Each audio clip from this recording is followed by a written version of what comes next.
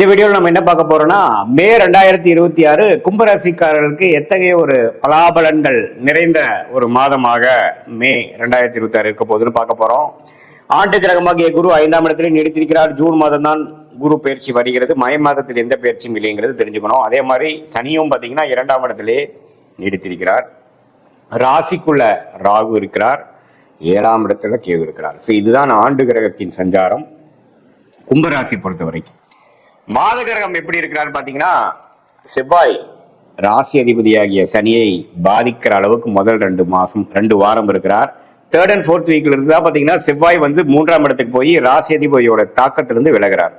சனியும் செவ்வாயும் சேருவது நல்லதில்லை. அது ஒரு ஏப்ரல் மாசம் கடைசியிலிருந்து மே 2 வாரங்களும் சனியோட பாதிப்பு இருக்கு. ஸோ அதனால போக போக மே மாதம் போக போக நல்ல பலன்களை எதிர்பார்க்கலாம்.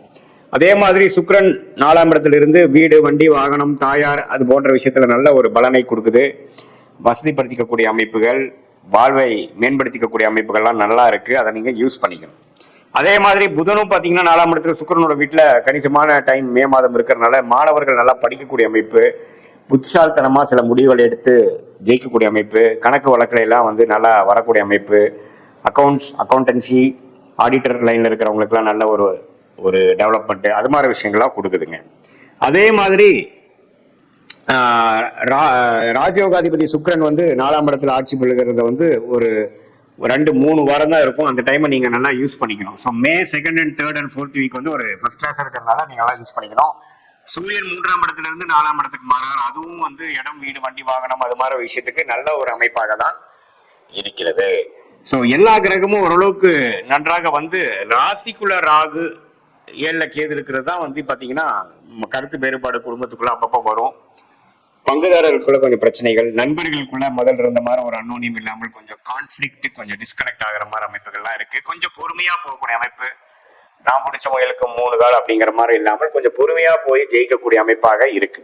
மற்றபடி பாத்தீங்கன்னா ராஜயோகாதிபதி சுக்கிரன் அருமையான ஒரு அமைப்புல இருக்கிறதுனால, அதே சமயத்துல செவ்வாய்ங்கிற கிரகம் ராசி அதிபதியோட தாக்கத்திலிருந்து விலகி வரனால மே மாதம் போக போக ஒரு நல்ல பலன்கள் நம்ம எதிர்பார்க்கலாம். அதே சமயத்துல 7ஆம் வீடுங்கிற மனைவி ஸ்தானாதிபதி, கணவர் ஸ்தானாதிபதி 4ஆம் இடத்துக்கு சுக்கிரனோட சேர்ந்து இருக்கிறதும் நல்லதுதான்.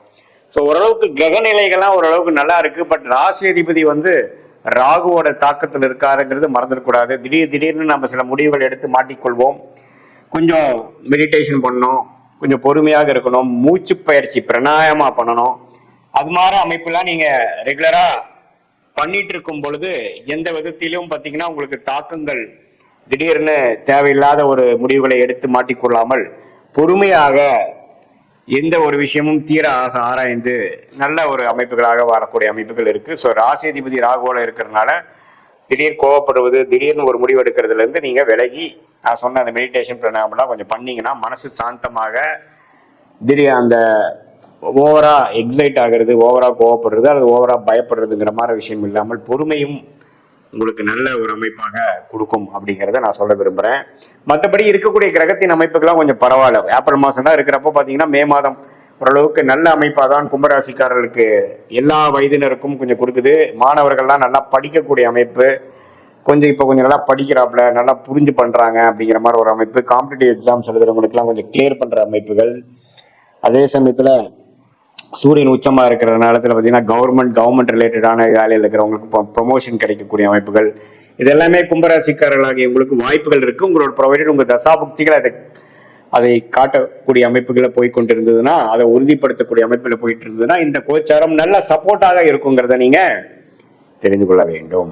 இது பாத்தீங்கன்னா ஒரு பொதுவான ஒரு ஆண்டு கிரகத்தின் சஞ்சாரம், மாத கிரகத்தின் சஞ்சாரமே ஒழிய உங்களுடைய ஜென்ம ஜாதகத்தில் நீங்க பிறந்த தேதி, பிறந்த நேரம், பிறந்த ஊரை வைத்து உங்களுடைய ஜாதகத்தை திருக்கணித பஞ்சாங்கம் முறையில நாம போட்டு அதுல எது மாற உங்களுடைய லக்னம் இருக்கு, லக்னாதிபதி எப்படி இருக்கிறார், ஸ்தானபலமா, திக்பலமா எப்படி இருக்கு, நீங்க கும்பராசியில சதய நட்சத்திரமா, அவிட்டமா, புரட்டாதியா, எது மாதிரி நட்சத்திரத்துல பிறந்திருக்கீங்க, என்ன தசாபுக்திகள் போய் கொண்டிருக்கிறது, அந்த தசநாதன் எப்படி இருக்கிறார், புக்திநாதன் எப்படி இருக்கிறார் அப்படிங்கறதெல்லாம் தெரிந்து கொண்டு அதற்கேத்த மாற நம்மளுடைய பிராப்தங்கள் என்ன, நம்மளுடைய கர்மவினை என்ன, எது மாதிரி விஷயங்கள் அடுத்து வரக்கூடிய 6 மாதத்துக்கு தென்படுகிறது, எந்த நேரத்தில் எது நடக்கும், லாங் டேர்ம் எப்படி காட்டுது, பாஸ்ட் எப்படி போச்சு, இப்ப பிரசன்ட்ல என்ன மாதிரி விஷயங்கள் நமக்கு என்ன ஆதிபத்தியம் நடந்து கொண்டிருக்கிறது அப்படிங்கறதெல்லாம் தெரிந்து கொண்டு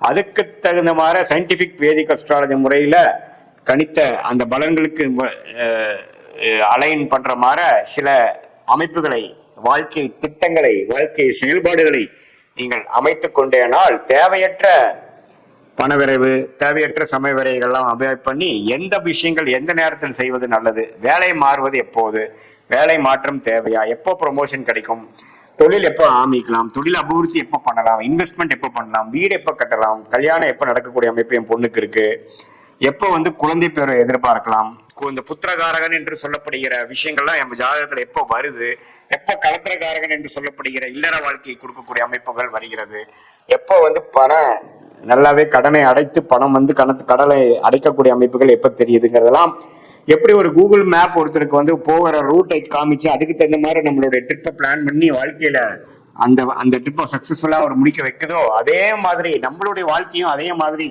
எது மாதிரி ஒரு பிளானிங்ல இருக்கும், எது மாதிரி அமைப்புகள், டைம் லைன்ஸ் என்ன, எந்த நேரத்துல நம்ம அடிக்க வாசிக்கணும், எந்த நேரத்துல வேகமா போகணும், எந்த முடிவுகளை எப்ப எடுப்பது நல்லது, நம்மளுடைய யோகமான கிரகங்கள் என்ன, அந்த கிரகத்தின் காரத்துவம் என்ன, அந்த கிரகம் எது மாதிரி தொழிலை கொடுப்பார், எது மாதிரி படிப்பை கொடுப்பார், எது மாதிரி லைன்ல நம்ம போனோம்னா நல்லது, இன்வெஸ்ட்மெண்ட் பண்ணி பிசினஸ் பண்ணுமா அல்லது கன்சல்டிங் முறையில பண்ணலாமா, வியாபாரமா, எக்ஸ்போர்ட் இம்போர்ட்டா, அல்லது உள்நாட்டுல மேனுஃபேக்சரிங் மாதிரி பண்றதா, அல்லது வேலையா, வேலைங்கிற எது மாதிரி துறை, ஐடி துறை நல்லா வருதா, அதே சமயத்துல வேற மாதிரி ஒரு டொமைன், மெடிக்கல், ரியல் எஸ்டேட், அது மாதிரி விஷயங்கள் நமக்கு ஜாதகத்துல எப்படி இருக்குங்கிறதெல்லாம் துல்லியமாக பார்த்து அதுக்கு தகுந்த மாதிரி பாஸ்ட்ல எப்படி நடந்தது, அதுக்கு தகுந்த மாதிரிதான் வாழ்க்கை நடந்ததா, இப்ப பிரசன்ட் என்ன போயிட்டு இருக்கு, அடுத்து வரக்கூடிய காலகட்டங்கள்லாம் எது மாதிரி விஷயமா காட்டுதுங்கிறத நல்ல விதமாக சயின்டிபிக் வேதிக் அஸ்ட்ராலஜி முறையில எந்த விதத்திலும் மிகைப்படுத்தாமல் உள்ளது உள்ளவாறு தெரிந்து கொண்டு அதுக்கு தகுந்த மாதிரி நம்ம வாழ்க்கை திட்டங்களையும் நம்ம செயல்பாடுகளையும் நம்மளுடைய முயற்சிகளையும் நம்மளுடைய காலங்களையும் அந்தந்த காலத்துல அது செய்யணும்பாங்க. ஸோ அது மாதிரி விஷயங்களை செய்யும் பொழுது தேவையற்ற தோல்விகள், தேவையற்ற விரயங்கள், சமய விரயங்கள், பொருள் விரயங்கள் எல்லாம் போயிட்டு, ஏன்னா நம்ம ஒரு 1000 வருஷம் வாழ போறது இல்லை. நம்ம மிஞ்சி போனா ஒரு 75-80 வயசு வாழும் பொழுது 30 வயசுக்கு மேல வரக்கூடிய தொழில் வேலையில நம்ம ஜெயிக்கணும் அப்படின்னா அந்த 30 வருஷம் நம்ம இம்பார்ட்டன்ட், 30 to 60. ஸோ அது மாதிரி ஏஜ்ல நம்ம என்ன மாதிரி தசா வருது, எந்த டைம்ல நம்ம பயங்கரமான முயற்சிகள் செய்யலாம், எந்த டைம்ல நம்ம இதே இடத்துல இருந்து நம்ம கத்துக்கக்கூடிய அமைப்புகள் தேவைப்படுது அப்படிங்கிறதெல்லாம் நம்மளுடைய கர்ம வினையை குறிக்கக்கூடிய உங்களுடைய ஜாதகம் திருக்கணித பஞ்சாங்கம் மூலமா போட்டு நம்ம பலனை பார்க்கும் பொழுது இந்த பொது பலனை காட்டிலும் இன்னுமே துல்லியமான பலன்கள் எடுத்து அது மூலமாக வாழ்க்கையில் வெற்றி பெற முடியும் என்று சொல்ல விரும்புகிறேன். மீண்டும் மற்றொரு காணொலியில் சந்திப்போம். நன்றி, வணக்கம்.